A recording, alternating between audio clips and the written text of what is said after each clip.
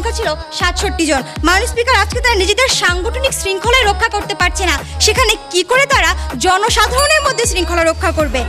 মাননীয় স্পিকার, আজকে তাদের অর্থমন্ত্রী আব্দুল মাল সাহেব যখন বলেন শেয়ার মার্কেটে কোনো ইনভেস্টর নাই, সব নাকি জুয়ারি আর ফটকাবাজ, কখন বললেন মাননীয় স্পিকার? যখন লাখ লাখ বিনিয়োগকারী সবকিছু হারিয়ে নিঃস্ব আত্মহত্যা করলেন তখন বললেন মাননীয় স্পিকার। মাসুদের ডিজিটাল ডাকাতির মাধ্যমে যখন 1 লাখ কোটি টাকার বেশি লুট করে ফেললেন, ঠিক তখন তার মুখ থেকে এ ধরনের বলি আসলো। জি, প্রশ্ন।